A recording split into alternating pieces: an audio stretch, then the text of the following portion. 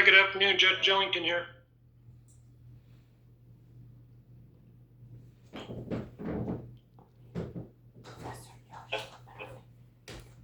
Good.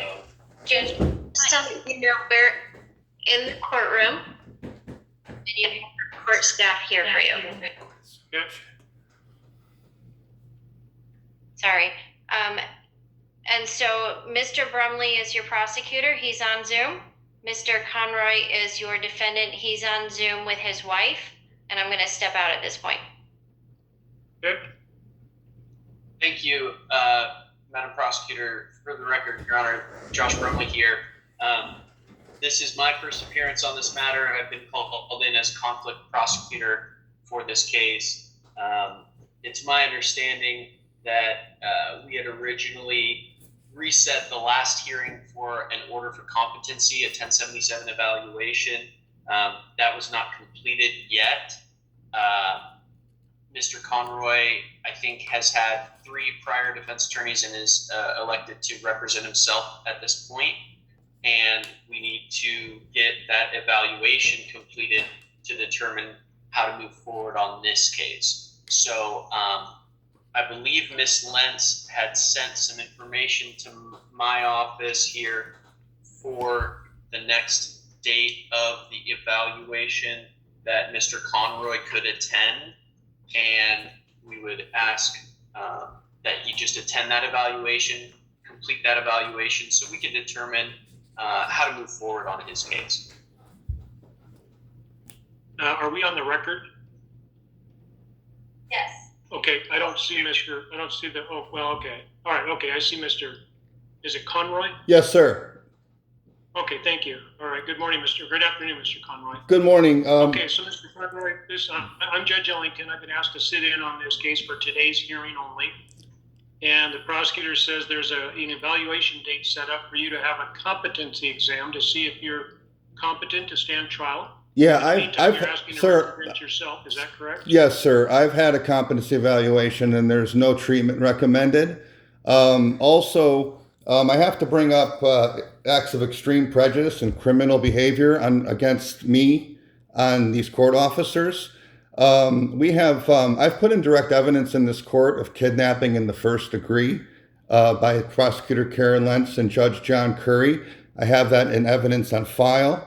First of all, there's 12 charges on me and 4 cases. And the first 2 cases, I was arrested in March 27th and March 31st. And I had a court date in July of 2024, and they continued it till December without me waiving my speedy trial rights. So I believe constitutionally those charges should be thrown out. They've expired. But also, there's more trespassing violations because 3 days before my hearing on December 17th, I tried to enter the clerk's office to file motions to dismiss on my behalf, and I was arrested for trespassing, which I believe I was on neutral ground. We have an ex parte case for malicious harassment against these people. But anyway, pertaining to the mental health issues, this all stemmed from February of 2022, when I was being held in contempt for not having a competency evaluation for a second-degree trespassing order.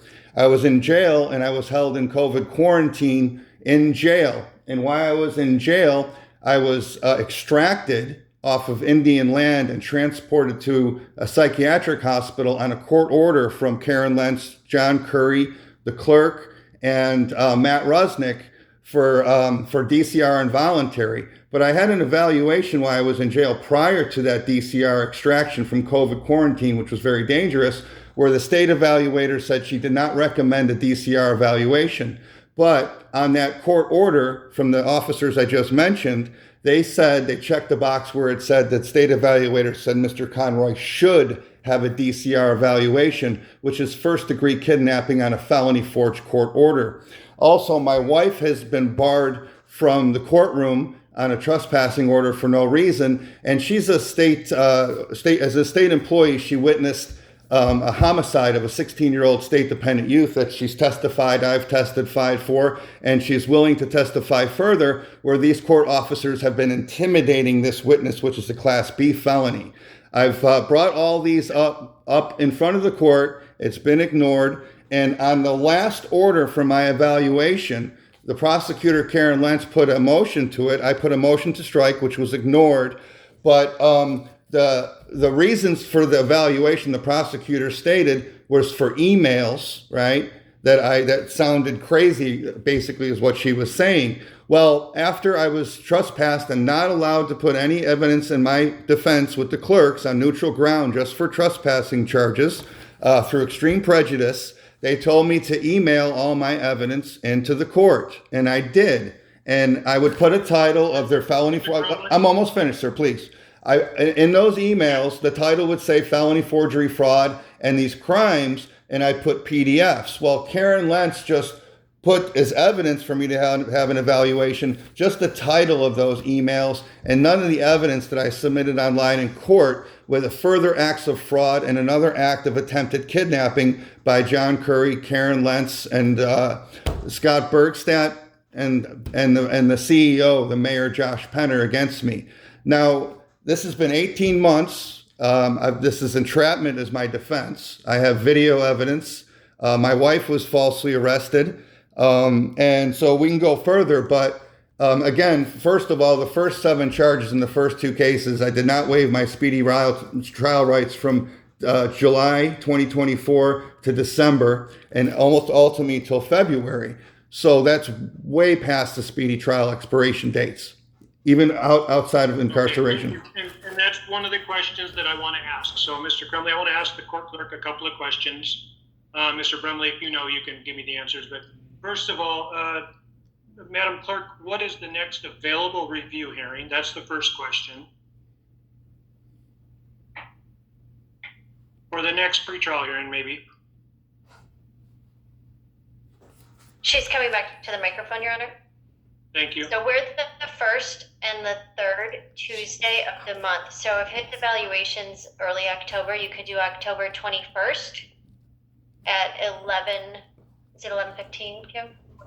11:15 in the morning is when we do these hearings. Okay, second question, is there any attorney assigned to him right now? Currently, no. He originally had a public defender. I believe he went through 2 public defenders, and then we had Phil Sue step in as a conflict attorney, and he withdrew from the case a few months ago. He was receiving some I have a right to defend myself under the Washington Constitution, Article 1, Section 2022. Mr. Crumley, I listened to you. Now Okay. I'm going to ask you to listen to me. Yes, sir. So, thank you. So, Madam Clerk, Phil Sue withdrew. Okay, and the third question is, what is his current expiration of speedy trial, if we know?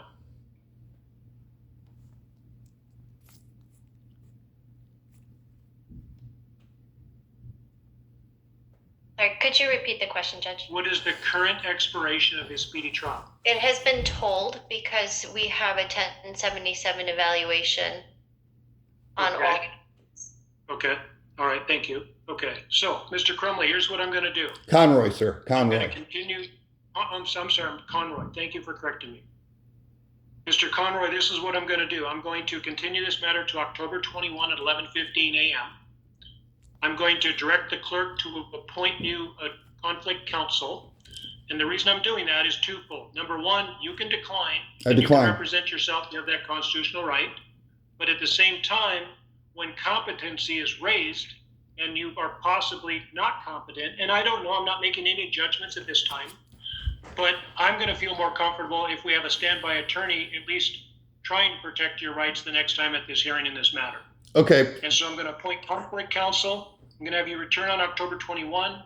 If you do have an eval of competency, please forward that to the attorney we're going to give you information about. And I encourage you to at least talk with that attorney as best you can. And I'm leaving that up to you. At least for right now, your speedy trial has been put on hold pending the competency evaluation. So I want this process to move forward so that you're entitled to all of your constitutional rights and protections allowed for under the law. Okay. the Washington State Constitution as well as the federal Constitution. What about So- submitting evidence and everything else like that? They've illegally violated my due process for allowing me access to clerk on neutral ground, and everything is being concealed through the emails. And one last question: those criminal evidence I have, we want to file charges, my family, with the police. I'll be able to submit those police reports and everything else. And also with the FBI, we have RICO predicate acts against several members of this. Okay. I'm going to order that you follow any prior existing conditions of release in this case and any other cases in the Orting court, and you are certainly entitled to present any challenges, legal challenges you want in any other aspects. That's up to you. Thank you.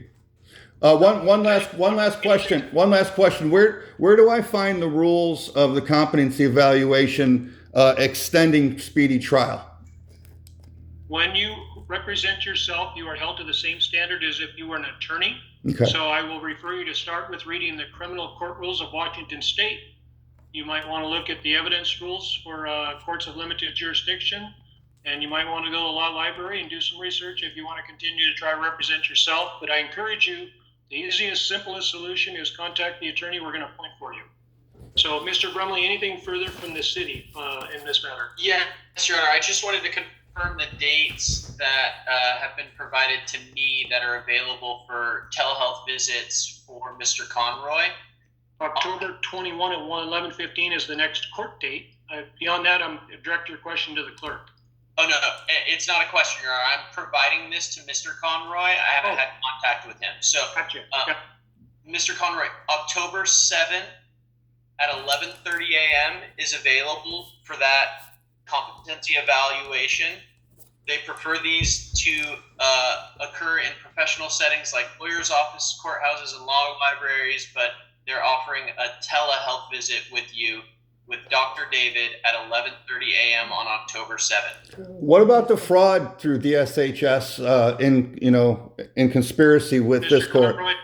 Mr. Conroy, this is Judge Ellington. Yes, sir. You want to accept that October 7 teleconference eval? That's the simplest and easiest way for us to accommodate you. Okay, one question though. I did have through PALS a mental health evaluation, which I don't require treatment, and there was nothing found. So if I provide that to the hearing examiner on October 7th and provide him a copy of that eval, him or her. Okay, and I've been diagnosed with schizophrenia by Karen Lentz, the prosecutor. In a sworn affidavit, she says I have schizophrenia, which I've never been diagnosed with. So it's an extreme prejudice, Your Honor. I'm sorry. These are false statements in a police report. For me today. So that issue can only come before the court if it's properly briefed with notice to all parties. Okay. You want to accept that October 7, 11:30 a.m. appointment? For now, yes. I'd be held in contempt otherwise. So I'm under duress. Under duress. I have to say under duress, but I do. Go. We'll forward that to his email address. One last question. Can I have a private mental health evaluation? I have a psychiatrist that's willing. You can always do your own private as so long as it's state certified. Okay, thank So you. right now we're setting you up with one for October 7th, and Madam Clerk or Mr. Brumley, one of you email him that contact information, Zoom information, etc. We'll get it over to him. Okay, thank you. Anything further from Mr. Brumley on this matter? Nothing further from the city, Your Honor. Okay, that'll conclude this hearing. Thank you, Mr. Conroy. Thank you. Thank you, Judge Ellington. You're welcome. Have a good day. You too, take care. Happy to help out. Bye-bye. Thanks. I think our court is concluded. Yeah? Oh, okay. Julie, you can log us off of Zoom. Recording stopped.